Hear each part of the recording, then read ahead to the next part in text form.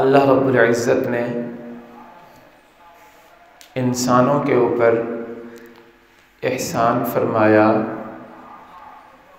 کہ جب جب انسانیت اندھیرے کی طرف جانے لگتی تھی، اللہ رب العزت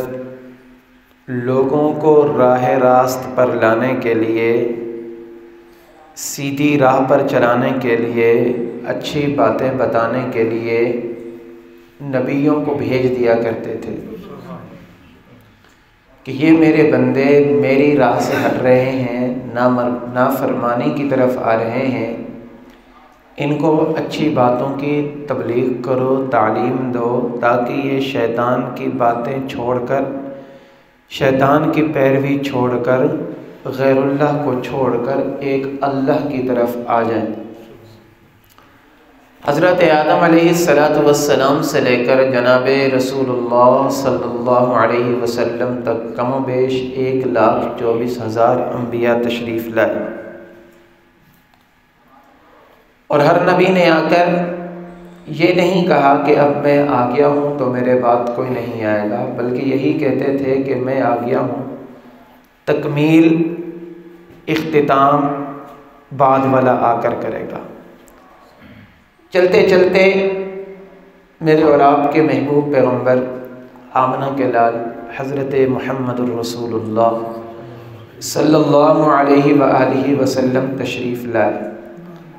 اللہ رب العزت نے آپ کے اوپر آیت نازل فرمائی،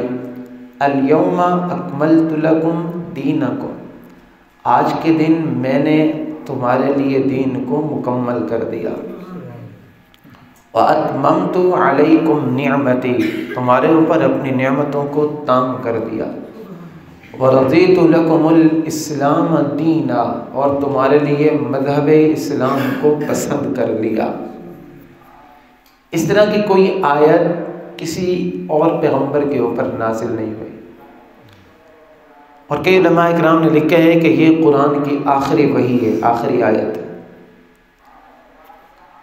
اس سے یہ معلوم ہوتا ہے کہ جب جناب رسول اللہ صلی اللہ علیہ وسلم پر یہ آیت نازل ہوئی تو پتہ چل گیا کہ اب اس کے بعد کوئی وحی نہیں آئے گی، اور آپ علیہ السلام کو آخری نبی بنا کر بھیجا گیا، تو اس کا مطلب کہ آپ کے بعد کوئی اور نبی نہیں آئے گا۔ ختم نبوت کا تاج جناب رسول اللہ صلی اللہ علیہ وسلم کے سر اقدس پر رکھا گیا۔ آپ علیہ السلام آپ نے 23 سال تک لوگوں کو تبلیغ کی، لوگوں کو سمجھایا، بتلایا۔ آپ کے بعد خلفائے راشدین، حضرات صحابہ کرام